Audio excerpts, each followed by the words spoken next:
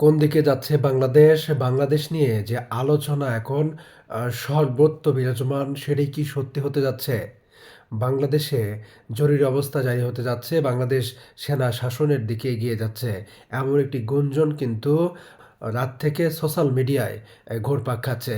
বিভিন্ন জায়গায় থেকে শোনা যাচ্ছে যে বাংলাদেশে জরুরি অবস্থা জারি হতে যাচ্ছে। সেনাপ্রধান ওয়াকারুজ্জামান তিনি কয়েকজন লেফটেন্যান্টের সাথে কথা বলেছেন। দীর্ঘ বৈঠক হয়েছে সেই বৈঠকটি। এই বৈঠকটি দেশের আইন শৃঙ্খলা পরিস্থিতি এবং নির্বাচন কেন্দ্রিক এই যে আলোচনা, সেই আলোচনা কিন্তু হয়েছে। এটা ইতিমধ্যে আমরা জানতে পেরেছি। এই দীর্ঘ বৈঠকেই মোটামুটি একটি সিদ্ধান্ত হয়েছে কোন দিকে যাবে বাংলাদেশের প্রেক্ষাপটটা। আর এই বাংলাদেশকে নিয়ে বিদেশি যে ষড়যন্ত্রের কথা উল্লেখ করা হয়েছে, সেটাও বা কোন দিকে মোড় নিচ্ছে। বাংলাদেশের যে সার্বভৌমত্ব রক্ষাকারী বাংলাদেশের জনগণের একমাত্র ভরসার জায়গা সেই সেনাবাহিনী। সেই সেনাবাহিনীকে নিয়ে মানুষের মধ্যে একটা আলোচনার সৃষ্টি করার জন্য, জনগণের মুখোমুখি করার জন্য এনসি পার্টির যে সমন্বয়ক সেটি হাসনাত আবদুল্লাহ সার্জিস এরা কিন্তু বিভিন্নভাবে চেষ্টা করছেন। হাসনাত পোস্ট করেছেন সেনাবাহিনী থেকে আওয়ামী লীগকে, রিফাইন্ড আওয়ামী লীগকে প্রতিষ্ঠিত করার কথা কিন্তু হাসনাত আবদুল্লাহ বলেছেন। আর অন্যদিকে সার্জিস আলম বলেছেন যে সেইভাবে চাপ প্রয়োগ করা হয়নি। উনি ওনার জায়গা থেকে বিষয়টি বুঝিয়েছেন। আসলে তারা কি বোঝাতে চেয়েছেন, কি বোঝাতে চাচ্ছেন, কোন দিকে যাচ্ছে রাজনীতির প্রেক্ষাপট, এই সেনাবাহিনীকে কেন জনগণের মুখোমুখি দাঁড় করানোর পায়তারা আলোচনা করব এই টক টাইম বাংলাদেশের ভিডিওতে। সঙ্গেই থাকুন।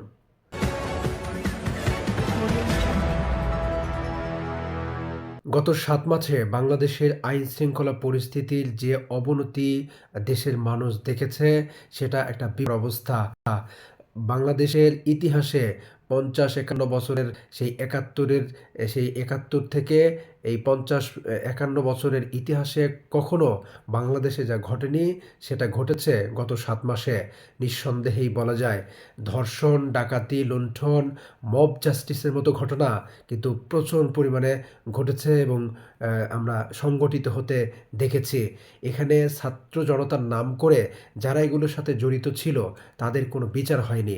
আর বিচার না হওয়াতে তারা দিনে দিনে আশকারা পেতে পেতে আজকে তারা আমাদের সার্বভৌমত্ব রক্ষাকারী যারা বাংলাদেশের একমাত্র বাহিনী, যাদেরকে জনগণ আস্থার সাথে, বিশ্বাসের সাথে ভরসা করতে পারে, সেই সেনাবাহিনীকে নিয়েও কিন্তু মন্তব্য করা শুরু হয়েছে। সেনাবাহিনী ক্যান্টনমেন্ট উল্লেখ করে একজন ফেসবুকে পোস্ট করেছে, রিফাইন্ড আওয়ামী লীগ করতে চাচ্ছে সেনাপ্রধান, এবং ক্যান্টনমেন্ট শব্দটা উল্লেখ করেছেন। আরেকজন আবার সেটার পাল্টা বিরোধিতা করে তিনি আবার পোস্ট করে বলেছেন যে সেনাপ্রধান তাদেরকে ডেকে নিয়ে গিয়ে মিটিং করেন নাই, তারাই ইচ্ছে করে তাদের প্রয়োজনে সেনাপ্রধানের সাথে মিটিং করার যে আগ্রহ তারা দেখিয়েছিল। এই যে দুইজনের মন্তব্য, এটা কি সেনাবাহিনীর ভাবমূর্তি ক্ষুণ্ণ করে নাই? আবার আরেকটা জায়গায় আমরা দেখেছি যে ব্যারিস্টার ফুয়াদ তিনি বক্তব্য দিয়েছেন। তিনি এমন বক্তব্য দিয়েছেন যে তিনি কুকুর শব্দটা ব্যবহার করেছেন সেনাপ্রধানকে। সেনাপ্রধান কিন্তু শুধুমাত্র সেনাপ্রধান নয়, সেনাবাহিনীর একজন প্রধান নয়, সেনাপ্রধান কিন্তু একটি ইনস্টিটিউট। তাকে নিয়ে যে এমন মন্তব্য, এটা কতটা সমীচীন হয়েছে। আরেকটি বিষয় বলে রাখি, তিনি ক্যান্টনমেন্টকে গুঁড়িয়ে দেওয়ার কথাও কিন্তু বলেছেন। এটা কতটা দুঃসাহসিক, কতটা স্পর্ধা হইলে এরকম ধরনের মন্তব্য তারা করতে পারে। সেনাবাহিনী সততার প্রতীক। সেনাবাহিনী আমাদের বাংলাদেশের মুখকে উজ্জ্বল করে। যখন জাতিসংঘের শান্তি মিশনে বিভিন্ন দেশে যখন এই সেনাবাহিনী শান্তিতে অবস্থান নেয়, যে দেশের শান্তি প্রতিষ্ঠার জন্য সেনাবাহিনী যখন বহির্বিশ্বে কাজ করে, যখন সেই বহির্বিশ্বের জনগণ বাংলাদেশ সেনাবাহিনীর উপরে পূর্ণ আস্থা রাখে এবং সেই সেনাবাহিনীকে ভালোবেসে তারা বাংলা ভাষায় কথা বলে, সেটা যখন আমরা জানতে পারি, দেখতে পারি, তখন গর্বে কিন্তু আমাদের বুকটা ভরে ওঠে। আর সেই সেনাবাহিনীকে নিয়ে এইরকম কুরুচিকর, এইরকম বাজে মন্তব্য, এটা কতটা সমসীন, বাংলাদেশের জনগণ এটা কিভাবে দেখছে। এখানে একটি বিষয় বলে রাখা ভালো যে বাংলাদেশের জনগণের এই মুখোমুখি অবস্থান সেনাবাহিনীর, এটা কিন্তু কখনোই সাধারণ মানুষের কাম্য নয়। এবং একটি জিনিস খুব ভালোভাবে খেয়াল করে দেখা যায় আমরা ৩য় মাত্রার যে উপস্থাপক সাংবাদিক জিল্লুর রহমান তার একটি ভিডিওতে তিনি বলেছেন যে সেনাপ্রধানকে ডাউট করা বা সেনাপ্রধানের উপর আস্থা রাখা ছাড়া কোনো উপায় নেই। তিনি যথেষ্ট পরিমাণে দেশপ্রেমের পরিচয় দিয়েছেন।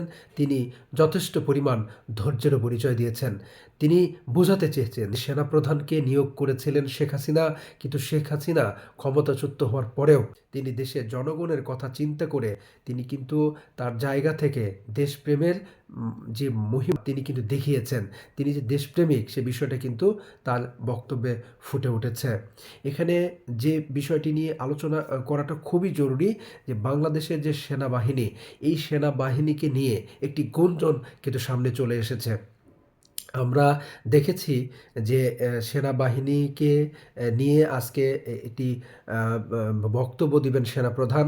আমরা এর আগে জেনেছি যে ৫ আগস্টের পূর্বে সেনাবাহিনীদের কী করা উচিত, সেনাপ্রধান তার সৈনিকদের সাথে একটি মিটিং করেছিলেন। সেই মিটিংয়ে সিদ্ধান্ত নিয়েছিলেন যে জনগণের উপরে গুলি চালাবেন না, জনগণের আকাঙ্ক্ষার প্রতিফলন ঘটাবেন, আকাঙ্ক্ষার বাহিরে যাবেন না। এই যে আকাঙ্ক্ষা, এটাকে সেনাবাহিনী সবসময় মূল্যায়ন করেছে। আর সেই জায়গা থেকে তখন সাধারণ জনতা, ছাত্র জনতার পাশে কিন্তু সেনাবাহিনী ছিল। কোনোভাবেই ছাত্র জনতার উপরে গুলি তো দূরের কথা, ছাত্র জনতার উপরে কখনো আক্রমণাত্মক কোনো ভূমিকায় আমরা সেনাবাহিনীকে দেখতে পাইনি। আবারও সেটার প্রতিফলন আজকে দেখতে পেয়েছি আমরা, যে গত রাত থেকেও গুঞ্জন হচ্ছিল এবং আমরা সোশ্যাল মিডিয়াতেও দেখেছি যে সেনাপ্রধান তার বাহিনীর দেরকে নিয়ে একটি মিটিং কল করবেন এবং তিনি ক্যান্টনমেন্টে তিনি ভাষণ প্রদান করবেন এই সেনাবাহিনীর সাধারণ সৈনিকদের উদ্দেশ্যে। এবং তার আগে কিন্তু তিনি ৭ জন লেফটেন্যান্টের সাথে কিন্তু তিনি দীর্ঘ বৈঠক করেছেন। সেই বৈঠকে কী সিদ্ধান্ত হয়েছে, তিনি কী সিদ্ধান্ত নিয়েছেন এই বিষয়ে আমরা জানতে পারিনি। তবে যদি এই সেনাপ্রধানের এই বৈঠকটা, এই ভাষণটা যে তড়িঘড়ি করে হচ্ছে, এটার কী বার্তা বহন করে, যখন আমরা এই ভাষণটা আমরা জানতে পারবো, তখন বুঝে যাব আসলে কী বিষয়ে তিনি বক্তব্যটা দিতে চাচ্ছেন। এই বক্তব্য থেকে অনেকেই বলছেন যে এই বক্তব্যের মাধ্যমেই দেশে সেনা শাসন শুরু হতে পারে। বাংলাদেশের যে আইন শৃঙ্খলা পরিস্থিতির অবনতি, সেটা কিন্তু একদম ভঙ্গুর পর্যায়ে রয়েছে। বাংলাদেশে যে মব জাস্টিস থেকে শুরু করে ধর্ষণ, ডাকাতি, লুণ্ঠন, ছিনতাই, এমন কোনো ঘটনা নেই যা বাংলাদেশে ঘটছে না। এটা নিয়ে সাধারণ মানুষ ব্যাপক উদ্বিগ্ন। সাধারণ মানুষের মধ্যে কিন্তু এক ধরনের চাপা ক্ষোভ রয়েছে।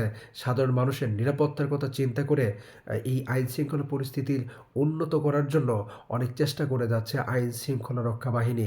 আর সে যখন আইনশৃঙ্খলা রক্ষা বাহিনীকে সহায়তার জন্য সেনাবাহিনী মাঠে কাজ করছে, আমরা দেখেছি তারা কিন্তু ধৈর্যের সাথে এই আইন শৃঙ্খলার উন্নত করার চেষ্টা করছে। কিন্তু সেখানে একটি গ্রুপ এই সেনাবাহিনীকে বিতর্ক করার চেষ্টা করছে, সেনাবাহিনীকে হুমকি ধামকি দিচ্ছে। আমরা দেখেছি যে ৫ আগস্টের পরে পুলিশ বাহিনীর যে একটা নাজুক পরিস্থিতি, তারা এখন পর্যন্ত শক্ত হয়ে দাঁড়াতে পারেনি। এখন পর্যন্ত পুলিশের মধ্যে সেই আইন শৃঙ্খলা রক্ষার যে কনফিডেন্ট, যে নিয়ন্ত্রণের যেটা আত্মবিশ্বাস, সেই আত্মবিশ্বাস কিন্তু পুলিশের মধ্যে লক্ষ্য করা যায়নি। এই বিষয়টা কিন্তু প্রধান উপদেষ্টা প্রফেসর ডক্টর ইউনূস কিন্তু বিবিসির সাথে সাক্ষাৎকারে বলেছিলেন যে এখন পর্যন্ত পুলিশ আত্মবিশ্বাসী হয়ে উঠতে পারেনি। সেই দিকেই কি সেনাবাহিনীকে নিয়ে যাওয়া হচ্ছে?